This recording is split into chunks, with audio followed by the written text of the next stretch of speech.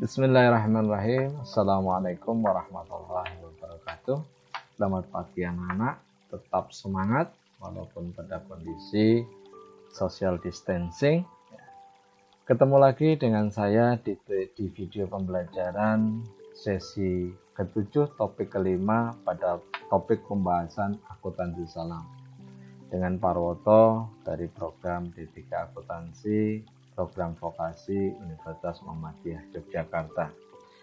Sebagaimana kita ketahui, banyak atau ada beberapa akad di akuntansi syariah, baik di perbankan syariah atau lembaga keuangan syariah. Salah satu akadnya adalah akad salam. Akad salam, apa sih yang dimaksud dengan akad salam? Mungkin kita perlu kuliti satu persatu dari kulit paling terluar, nanti pada akhirnya kita belajar bagaimana mencatat, menyajikan, mengakui, mencatat, menyajikan, dan mengungkapkan dalam laporan keuangan perbankan syariah atau lembaga keuangan syariah.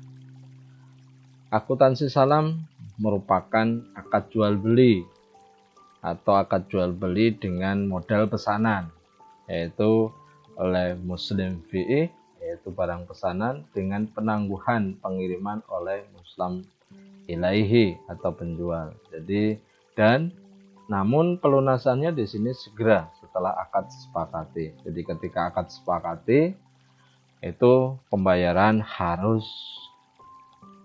langsung dilakukan. Pembayaran harus segera dilakukan oleh pembeli sebelum barang pesanan tersebut diterima sesuai syarat-syarat tertentu. Jadi konteksnya di sini adalah akad salam adalah akad pesanan barang atau proses pemesanan, pembelian dengan pemesanan, namun pengirimannya nanti menunggu setelah syarat-syaratnya dipenuhi.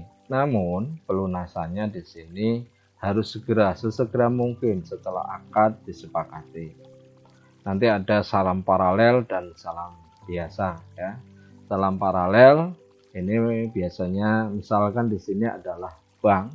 Bank ini bisa berlaku sebagai pembeli namun juga sebagai penjual.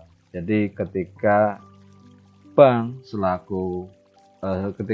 atau lembaga keuangan syariah di sini berfungsi sebagai pembeli dan penjual, maka dia melakukan sekaligus salam paralel. Jadi ada dua akad yang sekaligus dilakukan, yaitu antara pemesan atau pembeli dengan bank selaku penjual, dan karena bank ini merupakan perantara di sini, ya, jadi salam paralel bank di sini atau lembaga keuangan syariah ini merupakan lembaga perantara sehingga penyediaan barang bank harus melakukan pesanan pada penjualnya yang memiliki produksi atau yang memiliki barang tersebut. Jadi akadnya yang pertama adalah akad pembeli dengan bank selaku penjual. Kemudian akad yang kedua adalah akad bank sebagai pembeli dengan penjual atau produsen barang tersebut di mana sebagai penjual. Jadi ketika ini dilakukan sekaligus, artinya dalam satu transaksi berantai, maka ini merupakan salam paralel. Ada beberapa syarat untuk salam paralel. Yang pertama, antara akad pertama di mana bank sebagai penjual ini terpisah dengan akad yang kedua di mana bank sebagai pembeli. Kemudian harus terpisah, akadnya memang terpisah. Yang kedua adalah akad kedua dilakukan setelah akad pertama sah. Jadi bank tidak bisa melakukan akad kedua, tidak bisa melakukan akad pemesanan atau dia berfungsi sebagai pembeli ketika akad dia dengan calon pembelinya di mana bank sebagai penjual ini belum sah, belum clear, belum deal, dan belum disepakati. Jadi salah satu syarat utamanya adalah akad pertama harus clear dulu, harus sah dulu, harus disepakati dulu. baru bank melakukan akad kedua, ya maaf ini konteksnya misalkan bank ya sebagai lembaga penyedia tadi atau perantara tadi. Jadi harus clear dulu antara bank dengan pemesannya atau bank sebagai penjual dengan yang memesan. Di sini nasabah ya. Nasabah memesan kepada bank, bank sebagai penjual. Kemudian ketika ini sudah clear akadnya dan syarat-syaratnya sudah sah dan disepakati kedua belah pihak, kemudian bank baru melakukan order kepada melakukan akad berikutnya, yaitu order barang kepada produsen, ini juga kepada nasabah. Namun di sini konteksnya bank sebagai pembeli atau pengorder atau pemesan barang. Mungkin simpelnya seperti itu. Jadi akad yang kedua bank kepada pemasok atau kepada produsen ini harus sudah dalam kondisi akad pertama sudah clear dan sudah sah disepakati oleh pembeli dengan bank. Lanjutnya, baik kita next. Rukun salam ada beberapa, yaitu muslim, harus muslim, ada pembelinya jadi muslim, kemudian ada muslim ilaih atau penjual, kemudian muslim fi'ih atau ada barangnya, kemudian ada modal atau uang, kemudian ada ijab qabul, kemudian atau akad ya. Mungkin kalau kurang familiar dengan ijab qabul ya akad. Kemudian syarat salam ya. Syarat salam di sini ada pihak yang berakad. Jadi ada dua belah pihak yang saling sepakat untuk melakukan akad. Kemudian ridho di antara kedua belah pihak dan tidak ingkar janji. Jadi keduanya sepakat, kemudian sama-sama ridho dengan perjanjian akad yang ada dan masing-masing sepakat untuk tidak ingkar janji. Kemudian secara hukum ini memenuhi syarat. Lanjut, berdasarkan Dewan Syariah, Fatwa Dewan Syariah nomor 05 DSN MUI ya, jadi Fatwa DSN nomor 5 garis miring DSN MUI garis miring 4 garis miring 2000 yang diterbitkan 1 April 2000,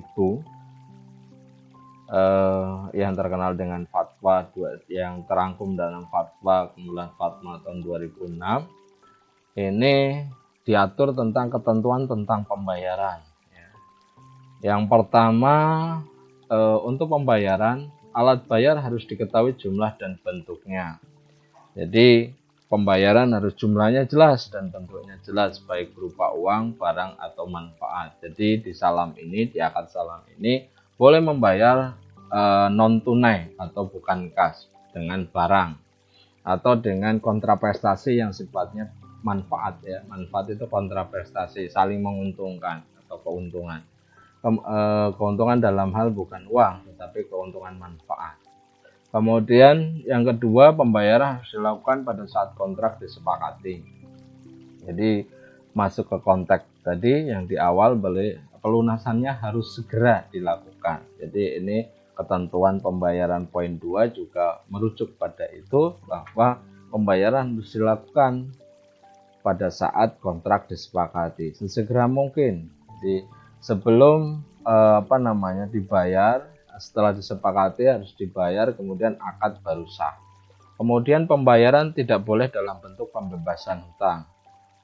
Konteks manfaat atau barang ini bukan dalam konteks pembayaran pembebasan dalam bentuk pembebasan hutang. Jadi untuk menggarisbawahi bahwa manfaat di poin 1 ini bukan dalam bentuk pembebasan hutang. Kemudian ketentuan terhadap barangnya. Yang pertama, harus jelas ciri-cirinya dan dapat diakui sebagai piutang. Yang kedua, harus dapat dijelaskan spesifikasinya. Kemudian penyerahan dilakukan kemudian. Yang keempat, waktu dan tempat pembayaran harus ditetapkan. Pembeli tidak boleh menjual barang sebelum menerimanya. Yang poin ke-6, tidak boleh menukar barang kecuali dengan barang sejenis sesuai kesepakatan. Jadi ciri-cirinya harus dapat diakui, harus jelas, kemudian diakui sebagai piutang. Ya, karena pencatatannya nanti akan diakui sebagai piutang. Kemudian jelas di situ juga dijelaskan spesifikasinya. Kemudian penyerahan nanti di kemudian, karena order biasanya ini terkait dengan barang-barang yang spesifik atau mungkin memang perlu pemesanan, jadi harus konteksnya ada barang pesanan ya. Jadi memang dibayar di muka keseluruhan, baru barang setelah selesai baru diantar. Kemudian ada kejelasan mengenai tempatnya, kemudian pembeli juga tidak boleh menjual barang sebelum menerimanya. Jadi tidak boleh ketika kita sudah order, sudah membayar, namun barang itu belum kita terima, tetapi kita sudah alihkan. Oh, saya tidak sesuai lah, tidak sepakat, sudah tidak butuh lagi, saya jual aja. Jadi tidak boleh. Jadi itu sudah keluar dari akad, karena akadnya adalah katakanlah Mr. X dengan bank. Maka sebelum barang itu oleh bank diserahkan kepada Mr. X, maka Mr. X tidak boleh menjualnya. Atau sebaliknya juga, ketika akad antara bank sebagai pembeli dengan produsennya, tidak boleh bank itu sebelum menerimanya, karena akadnya berbunyi bank X. Ya, bank X tidak boleh, atau bank Y tidak boleh sebelum menerima tanda tangan terima barang kemudian mengalihkan atau menjualnya kepada bank Y misalnya, tidak boleh, karena itu sudah keluar konteks akad. Kemudian tidak boleh menukar barang kecuali dengan barang sejenis sesuai kesepakatan. Ya, biasanya di sini ada satu pasal yang di dalam akad itu yang berbunyi seperti itu. Sesuai kesepakatan, kemudian kuncinya, kemudian biasanya barang sejenis, sehingga komparasinya atau mensejajarkannya itu gampang, atau mengkomparasinya gampang.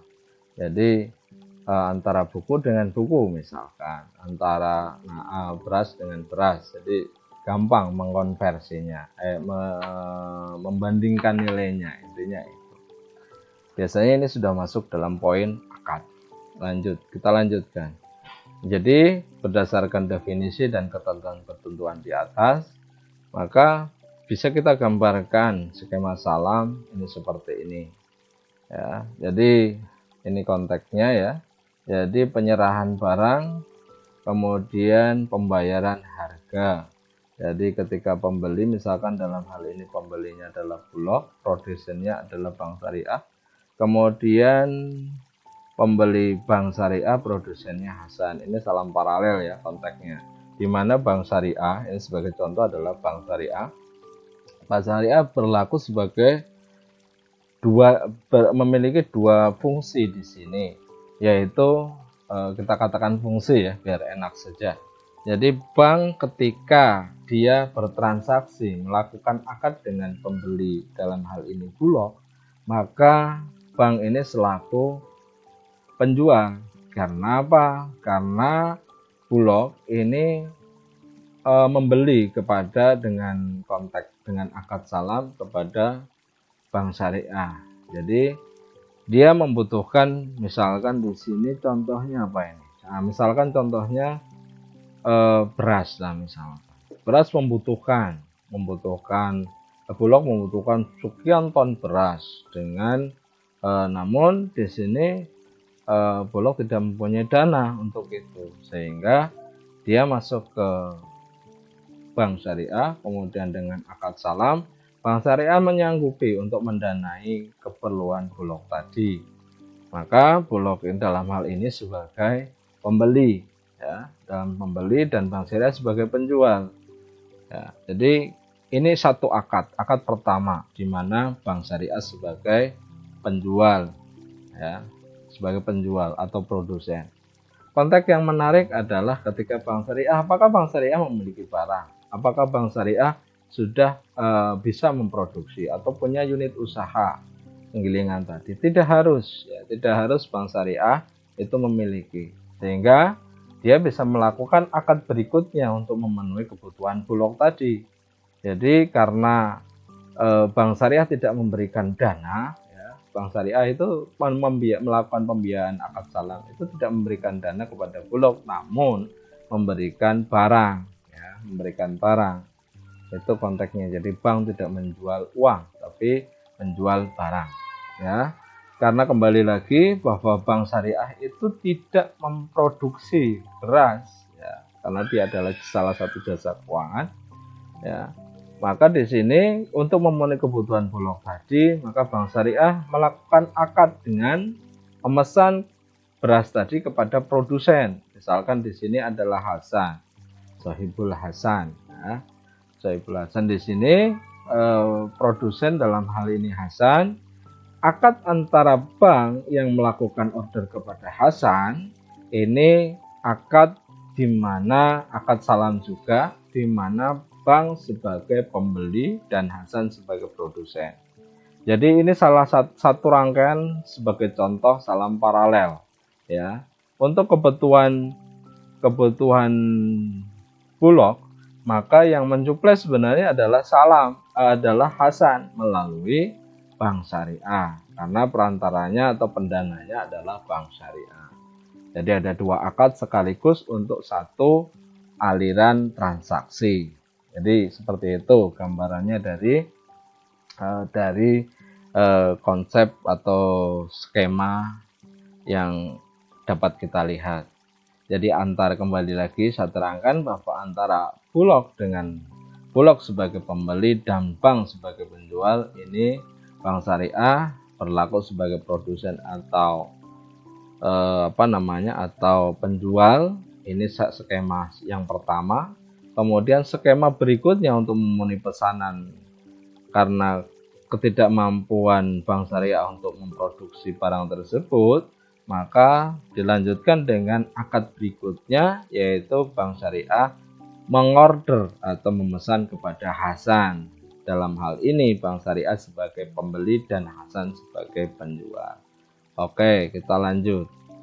Bagaimana penerapan PSAK 103 di lembaga syariah dan perbankan syariah? Yang pertama pada lembaga keuangan syariah. Ya.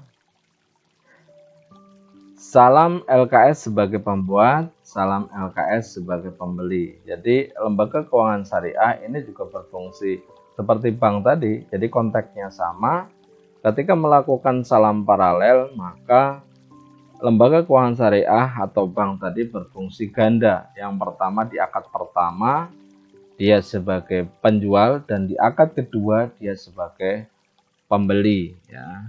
Jadi ada dalam hal ini lembaga keuangan syariah, kalau kita bicara dengan akuntansi syariah pada lembaga keuangan syariah atau akuntansi syariah pada lembaganya, yaitu bank syariah atau LKS, maka di sana harus ada dua pencatatan. Yang pertama, akuntansi di mana LKS atau bank syariah itu sebagai penjual, dan akuntansi pencatatan atas transaksi atas akad di mana LKS atau bank syariah sebagai pembeli.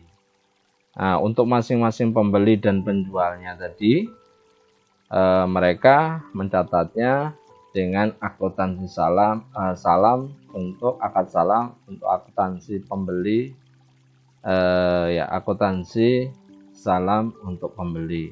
Jadi, pencatatan akuntansi atas akad salam di mana dia sebagai pembeli, dan sebagai penjual di sini yang memiliki atau memproduksi barang sebenarnya, maka akuntansi yang digunakan adalah akuntansi salam di mana dia sebagai penjual.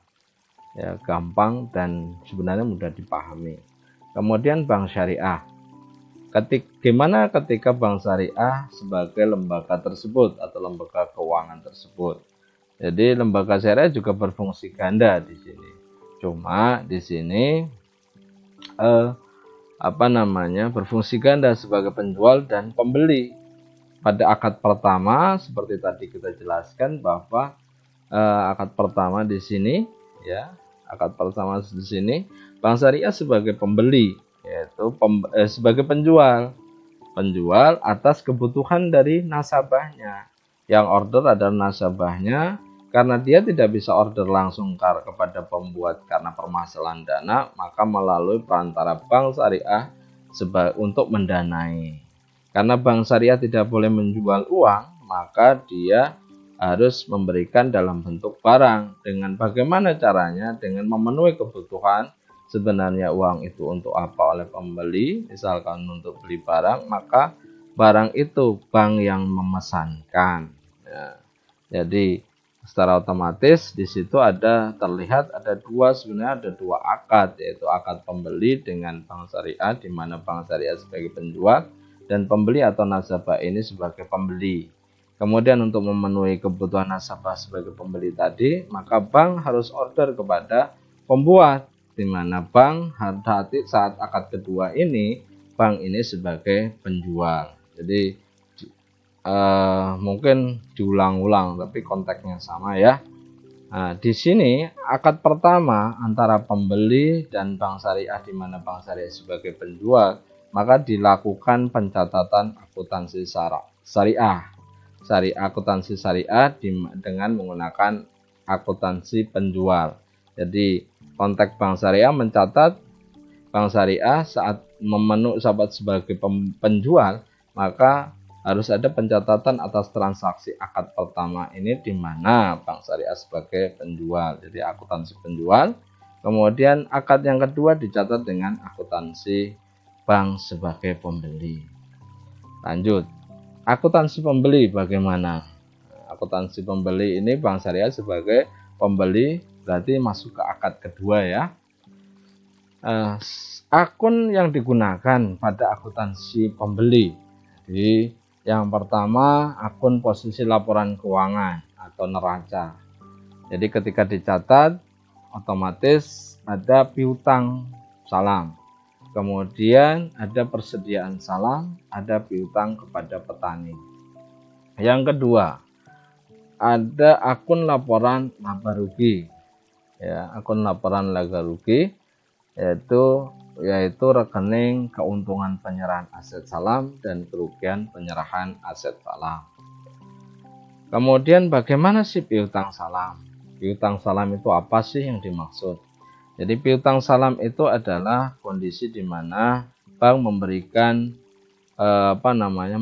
pembayaran kepada petani. Ya, jadi kalau dalam konteks tadi Bulog, kita kembali lagi ke Bulog tadi. Kalau ini contohnya adalah petani tadi, maka untuk memenuhi pesanan Bulog, maka bank kan harus order kepada Hasan sebagai petani. Maka ketika akad antara bank sebagai pembeli dengan dengan Hasan sebagai petani atau penjual, maka ketika akad disepakati, maka konteks salam apa tadi, kembali lagi ke definisi awal, bahwa pembayaran harus segera dilakukan dan barang akan diberikan atau dikirim kemudian. Ya, kemudian setelah pesanan itu atau barang yang dipesan sudah memenuhi. Ya, jadi ketika bank memberikan uang kepada Hasan sebagai sebagai syarat untuk pemenuhan akad, sahnya akad, jadi membayar di awal, pelunasan di awal sesegera mungkin setelah akad, maka pencatatan yang dilakukan oleh bank mencatat kas itu sebagai piutang salam. Jadi diakui pada saat modal usaha salam dibayarkan atau dialihkan kepada penjual. Jadi dari bank diberikan kepada penjual. Dalam hal ini penjual beras tadi adalah petani atas nama Hasan. Oke. Nah, dalam gambaran di bawah ini mungkin ilustrasinya agak berbeda. Petani tadi digambarkan sebagai UD berkah. Tapi kalau kita mau runut dari awal, tadi Hasan mungkin ya. Hasan transaksi antara Bulog dengan bank dan bank dengan Hasan untuk pemenuhan kebutuhan beras Bulog. Jadi konteksnya seperti itu. Piutang salam diakui saat penyerahan modal usaha atau kas kepada Hasan, kepada petani, itu dicatat sebagai piutang salam.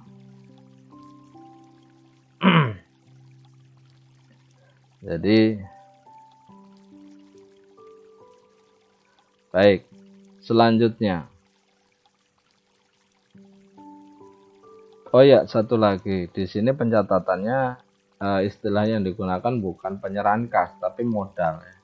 Nah, karena di sini tidak, kembali lagi, tidak bisa dikatakan sebagai bank itu menjual uang, memberikan uang, tapi memberikan barang. Nah, kalau memberikan uang maka disebut sebagai modal, karena ini sebenarnya juga digunakan oleh Hasan tadi misalkan ya, di sini KUD untuk mencari barang, untuk memenuhi pesanan tersebut pesanan dari bank tadi. Baik, lanjut. Modal usaha di PSAK 103 paragraf 12. Garis merahnya atau intinya adalah modal usaha salam bisa berupa dua hal. Yang pertama berupa kas, yaitu nilai yang diukur sebesar jumlah yang dibayarkan. Jadi berapa uang yang diberikan sebagai modal usaha itu setara dengan kas, atau bukan setara dengan, dalam bentuk kas, dalam bentuk uang. Kemudian aset non kas atau bukan uang, ya, bukan uang. Ini caranya gimana? Ketika itu berupa barang atau non kas, itu harus diukur nilai wajarnya. Jadi barang itu harus dinilai berapa sih konversinya ketika itu diwujudkan dalam bentuk uang. Itu logikanya seperti itu. Dengan dasar apa? Nilai wajar.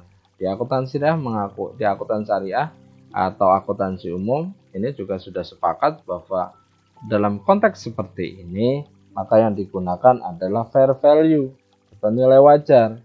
Karena ketika menggunakan nilai harga perolehan atau nilai historical cost, maka ini sudah tidak relevan lagi, karena harga dulu dengan harga sekarang belum tentu sama. Jadi nilai wajar yang digunakan. Ada beberapa metode untuk menilai, untuk menentukan nilai wajar. Mungkin anak-anak sudah pelajari di akuntansi pengantar atau akuntansi intermediate, ya, akuntansi intermediate. Jadi pengakuan nilai wajar dapat diperoleh dari beberapa metode. Salah satunya contohnya adalah dari nilai pasar. Berapa sih nilai suatu barang yang wajar sekarang ini, itu bisa dilihat nilai pasarnya berapa sih. Nah, itu juga sudah merupakan nilai wajar. Paling gampang dan paling mudah mencerna. Kemudian selisih antara nilai wajar dan nilai dicatat. Nah, seandainya terjadi selisih antara nilai aset itu berdasarkan historical cost yang ada di akuntansi, ya, akan di akuntansi saat pembelian barang sampai dengan saat itu, maka kemudian dibandingkan dengan nilai barang tersebut pada saat ini berdasarkan mungkin nilai pasar, ya, metode nilai pasar, maka selisih itu diakui sebagai keuntungan atau kerugian. Ketika lebih besar nilai wajar dari nilai tercatat, nilai harga perolehan dikurangi, nilai tercatat itu kan nilai harga perolehan dikurangi akumulasi depresi, ya, akumulasi depresi, maka ketemulah nilai sekarang atau nilai sekarang dari barang tersebut. Nah, ketika dibandingkan antara nilai wajar, ternyata kok besar nilai wajarnya atau nilai wajarnya, nilai pasarnya, maka diakui sebagai keuntungan, ya, keuntungan. Tetapi ketika kebalikan, nilai tercatat ternyata lebih besar daripada nilai wajar sekarang, maka itu diakui sebagai kerugian. Selisih tersebut diakui sebagai kerugian. Baik, contoh modal salam, ya, contohnya penyerahan modal. Misalkan di sini Bank Syariah memesan jagung hibrida biji 16 tipe A sebanyak 100 ton seharga 940 juta. Nilai tercatat dibandingkan nilai wajar, kembali lagi konteksnya kita pegang. Jadi nilai tercatat lebih besar dari nilai wajar, itu kerugian. Tapi nilai tercatat lebih kecil dari nilai wajar, itu keuntungan.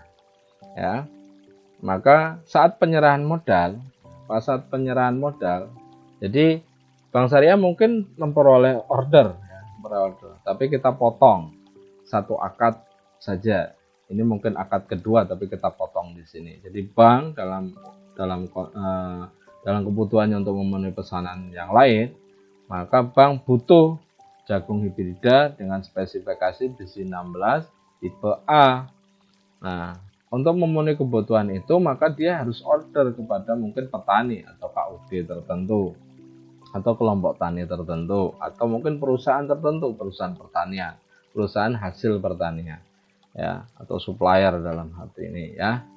Nah, di sini maka dia memerlukan modal. Ternyata kelompok tani itu untuk memperoleh besi itu sesuai dengan pesanan butuh menanam. Nah, ya, butuh menanam. Maka modal yang diberikan, maka Bank Syariah memberikan modal kepada kelompok tani atau KUD atau yang sepakat tadi, ya, sepakat produsennya lah, katakanlah produsen sepakat untuk memberikan modal non kas. Kebutuhannya apa sih? Nah, kebutuhannya ternyata ada bibit, pupuk, obat-obatan, alat pertanian dan sebagainya. Nah, ini kemudian dibelikan oleh Bank Syariah dan diserahkan dalam bentuk barang. Nilai wajar saat penyerahan barang dari pupuk, bibit dan sebagainya sama alat pertanian itu bernilai 800 juta. Ya. Kemudian modal kas tunainya itu 140 juta. Nah, ternyata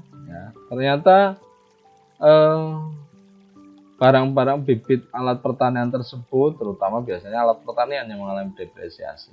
Dari alat-alat tersebut, ternyata total nilai dari bibit sampai alat tersebut itu nilai tercatatnya sebenarnya cuma 750 juta. Maka ada selisih antara nilai wajar saat penyerahan dan nilai tercatat. Maka selisih itu dianggap sebagai selisih itu dianggap sebagai apa tadi? Ya, tinggal keuntungan atau kerugian. Nah, kalau ternyata nilai wajarnya di atas nilai tercatat, maka keuntungan, ya, nilai wajarnya lebih besar dari nilai tercatat. Nah, kemudian kita kembali ke konteks 800 juta. Jadi nilai wajarnya dinilai 800 juta karena ini yang dicatat. Ini yang dijadikan patokan untuk menilai atau mengukur nilai modal di dalam akad tadi, ya. Nilai wajarnya adalah 800 juta. Kemudian kebutuhan yang lain diberikan dalam bentuk uang tunai, ya. Jadi yang diberikan dalam bentuk uang tunai tidak 940 juta, tetapi dalam bentuk barang dan sebagian dalam bentuk uang. Jadi konteksnya syariah itu seperti itu.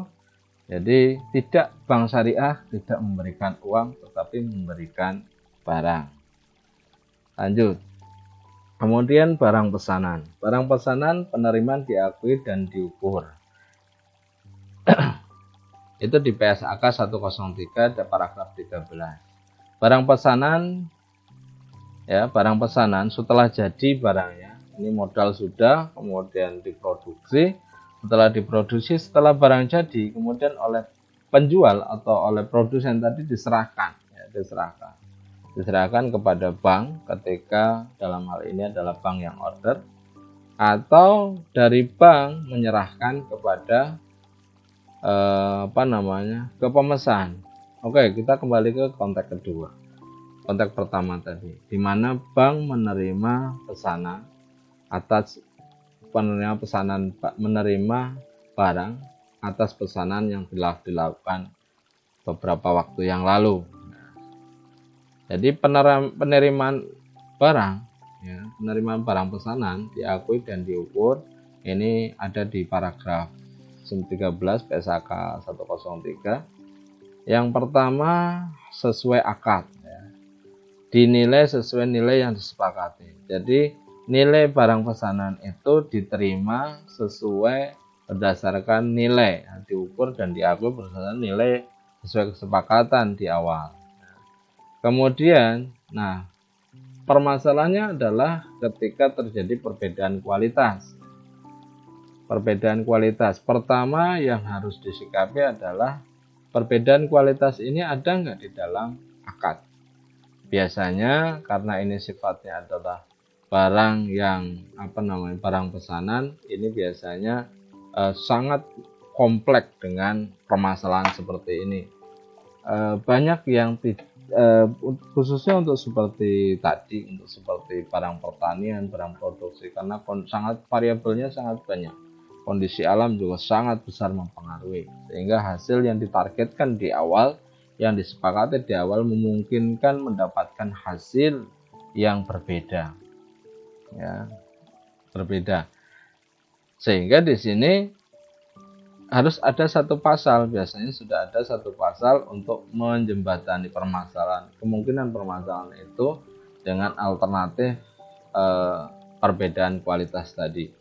Jadi ketika barangnya berbeda, barang pesanan yang diterima itu berbeda dari kesepakatan di awal, maka yang pertama langkahnya adalah diukur sesuai dengan nilai akad atau nilai wajar yang sama atau lebih tinggi dari nilai akad. Kalau kualitasnya lebih tinggi, bagaimana? Kalau kualitasnya lebih rendah, bagaimana? Mestinya itu sudah ada di akad. Kemudian diukur senilai wajar dan selisihnya diaku sebagai kerugian jika nilai wajar lebih rendah dari nilai akad. Jadi kalau ternyata nilai akadnya sepakati kualitasnya A, tapi ternyata hasilnya tadi kayak jagung itu amin, ya, minnya berapa? Jadi kalau tadi BC 12 tadi dengan kualitas A harganya katakanlah 10.000 per kilo, kalau kualitasnya di bawah itu gimana? Nah, ternyata harga pasar saat itu ketika kualitasnya seperti itu umumnya nilainya 9.000 per kilo misalkan, maka nilai wajar 9.000 itu atau 9.000 adalah nilai wajar dengan kualitas amin tadi, maka nilai wajar itu berarti lebih rendah daripada nilai akad yang 10.000 tadi, ya. Itu juga bisa berlaku pada pada poin ketika barang yang dipesan itu sama-sama A, sudah sesuai dengan kesepakatan. Tetapi ada pasal di dalam akad itu yang membahas tentang bukan beda kualitas, perbedaan nilai wajar. Nah, ternyata ketika panen dengan kualitas A, ketika barang dikirim atau diantar dengan sama-sama dengan kualitas A, ternyata harga standar pasar atau nilai wajar yang ada hanya 9.000 misalnya. Itu dengan grade A. Ini case kedua, perbedaan permasalahan dengan yang pertama tadi. Yang pertama tadi kan beda kualitas. Kalau ini beda nilai wajar. Ini juga perlakuannya sama. Ketika memang di akad itu berbunyi seperti itu. Tetapi ketika di akad tidak ada kesepakatan penilaian terhadap barang pesanan yang mengacu pada nilai wajar, maka seharusnya poin I1 ini yang digunakan. Jadi berapapun nilai wajar yang ada, tetapi kalau memang sudah disepakati dengan kualitas BC12 grade A tadi adalah 10.000, maka seharusnya seharusnya diukur dan diakui sebesar 10.000 walaupun nilai wajar itu hanya 9.000 saat itu untuk grade A tadi. Ya, itu semua kembali lagi ke akad, tetapi ada beberapa alternatif yang ditawarkan di PSAK seperti ini. Yang berikutnya adalah barang pesanan terkait dengan penyerahan barang sebelum atau pada waktunya. Ya, ini mengacu pada Fatwa DSN nomor 05/DSN MUI /4 Romawi tahun 2000. Nah, jadi jika penjual menyerahkan barang titik 1 kualitas yang lebih tinggi, penjual tidak boleh meminta tambahan. Kemudian kualitasnya lebih rendah dan pembeli rela menerima, maka tidak boleh menuntut pengurangan harga. Nah, ini menjembatani kondisi penerimaan pesanan. Jadi di sini diatur ketika disepakati grade A tadi, kembali ke contoh atau kasus jagung hibrida dengan grade A, kualitas grade A, harga 10.000 di dalam akad misalnya, maka ketika barang pesanan ternyata jadi dan diantar dan diterima atau diserahkan atau diterima, di sini ternyata kualitasnya lebih tinggi dari A, mungkin A+, ya, A+. Nah, di sini sudah jembatani bahwa DSN MUI bahwa karena modal produksinya itu dari Bank Syariah, maka disetorkan ke Bank Syariah, A dan A+ itu dihargai sesuai akad A. Ya.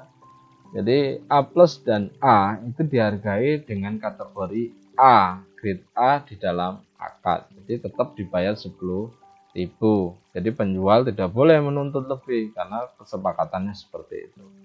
Yang kedua, fatwa DSN-nya berbunyi seperti itu. Yang kedua, kualitasnya lebih rendah. Nah, kemudian kualitasnya lebih rendah juga ada fatwa DSN di dalam fatwa DSN juga mestinya di sini ya, kembali lagi nanti sesuai akad ya. Seharusnya di sini ketika kualitasnya lebih rendah maka pembeli harus rela menerimanya, tidak boleh mengacu pada nilai wajar dan meminta diskon atau mencari keuntungan. Tapi poin ini adalah fatwa DSN yang kemudian ini juga bisa dijembatan, ini juga tergantung kesepakatan. Tapi ini sebagai acuan ya, sebagai acuan. Mestinya mengacu pada ini. Kemudian dapat menyerahkan lebih cepat atau barang ternyata lebih cepat diserahkan dari waktu yang disepakati. Ini harus mengacu pada syarat, ketentuan, dan kesepakatan dalam akad. Kalau memang ternyata dengan waktu lebih cepat, itu barang sudah jadi dan diserahkan, namun kualitasnya dan jumlahnya itu sesuai kesepakatan atau akad, maka tidak boleh menuntut tambahan harga. Maksudnya penjual, ya. Katakanlah tadi KUD atau kelompok tani itu berhasil atau produsen lah tadi ya. Produsen perjanjiannya adalah 4 bulan. Nanti sudah di bulan keempat dari sekarang itu menyerahkan barang. Tapi ternyata 3 bulan sudah kelar, sudah bisa jadi barang, sudah ada barang dagangannya, sudah selesai diproduksi dan diserahkan ke bank. Ada pengurangan waktu dari target, yang targetnya 4 bulan menjadi 3 bulan sudah selesai. Nah, atas kecepatan tadi, atas atas kecepatan waktu setor, waktu penyerahan barang dibandingkan kesepakatan, itu pihak penjual juga nggak boleh dong menuntut wah tambahan karena kita lebih cepat, nggak boleh. Karena biasanya juga akad itu dibuat lebih longgar.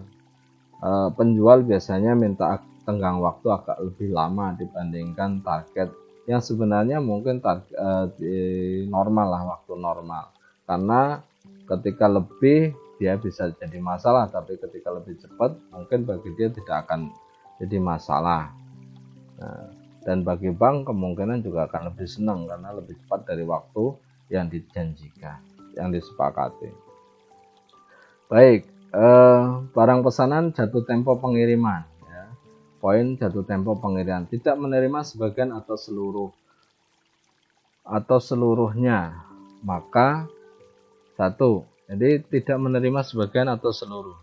Jadi jika diperpanjang, nilai tercatat piutang salam sebesar bagian yang belum dipenuhi sesuai akad. Jadi ketika belum seluruhnya bisa dikirim, maka perlu waktu lebih panjang lagi, maka bisa diperpanjang dengan catatan bahwa nilai tercatat piutang salam sebesar bagian yang belum dipenuhi sesuai akad. Jadi diperpanjang, tetapi piutang salamnya tidak seluruhnya diperpanjang.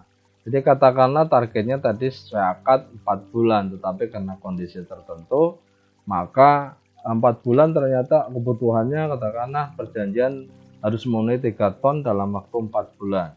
Nah, dalam bulan keempat ternyata baru bisa memenuhi 2 ton.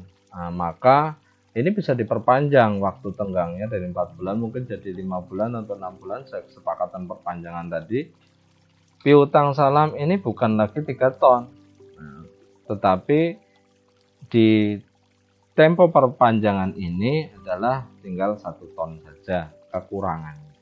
Jika dibatalkan, maka kekurangan tersebut harus dilunasi oleh penjual.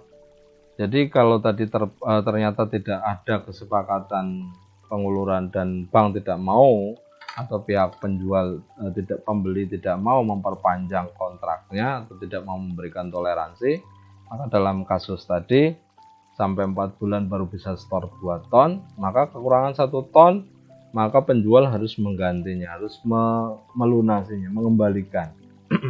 Dikalkulasi 1 ton itu berapa. Kemudian jika dibatalkan dan pembeli mempunyai jaminan. Nah, biasanya akad salam juga harus ada jaminan, ya, modal yang dijaminkan. Nah, jaminan, bagaimana perlakuan atas jaminan tadi? Bisa jadi hasil penjualan jaminan lebih kecil dan ternyata penjual tidak mampu mengembalikan dana, maka jaminan itulah yang dijual. Ada 2 kemungkinan atas penjualan jaminan dan dibandingkan dengan kekurangan atau kewajiban yang harus dilunasi oleh penjual. Yang pertama, nilai jaminan setelah dijual lebih kecil daripada kekurangan yang perlu dilunasi oleh penjual, atau kebalikannya, lebih besar dibanding kekurangan yang harus dilunasi oleh penjual. Jadi ketika penjualan jaminan lebih kecil dari piutang salam, dari nilai piutang salam, maka selisihnya diaku sebagai piutang kepada penjual yang telah jatuh tempo. Kemudian ketika penjualan jaminan lebih besar dari nilai tercatat piutang salam, maka selisihnya menjadi hak penjual. Jadi kalau kurang, maka diakui sebagai piutang terhadap penjual. Ternyata aset ini dijual, ternyata nilainya ketika dibandingkan dengan kekurangan 1 ton jagung tadi lebih besar kekurangannya, maka diakui sebagai piutang. Jadi penjual menjadi utang kepada bank, atau bank memiliki piutang kepada penjual yang harus dilunasi pada waktu atau dengan tempo sesuai kesepakatan. Kemudian ketika lebih besar tadi, maka berarti sebagian kelebihannya tadi maka harus dikembalikan kepada penjual, karena ini merupakan hak penjual tadi. Barang pesanan yang telah diterima diakui sebagai persediaan. Akhir periode pelaporan penyelesaian salam diukur sebesar nilai terendah biaya perolehan atau nilai bersih yang dapat direalisasi, atau nilai bersih direalisasi lebih rendah dari biaya perolehan. Selisihnya diakui sebagai kerugian salam. Jadi diterima diakui sebagai persediaan, kemudian akhir periode harus ada perlakuan seperti ini. Bagaimana ketika terjadi ada kesepakatan denda terhadap perbedaan tadi, terhadap terhadap keterlambatan, penyetoran, kekurangan, atau yang jelas tidak sesuai dengan kesepakatan. Denda yang diterima oleh pembeli diakui sebagai bagian dari dana kebajikan. Jadi misalkan tadi ada kesepakatan, ternyata ada pengunduran waktu, tapi Bank Syariah sebagai pembeli di sini, oke, enggak apa-apa, saya kasih toleransi 1 bulan, tetapi harus ada denda karena keterlambatan atau tidak memenuhi kesepakatan. Jadi target janjinya 4 bulan ternyata mundur jadi 5 bulan. Kemunduran itu dikenakan denda sekian persen, maka misalkan sekian rupiah. Nah, bank mencatatnya bagaimana atas pendapatan denda itu? Diakui sebagai bagian dari pendapatan dana kebajikan. Oke, mungkin sampai di sini dulu. Kita lanjut pada sesi berikutnya. Kita lanjut pada video tutorial, video pembelajaran berikutnya di topik akad salam. Sampai ketemu. Wassalamualaikum warahmatullahi wabarakatuh.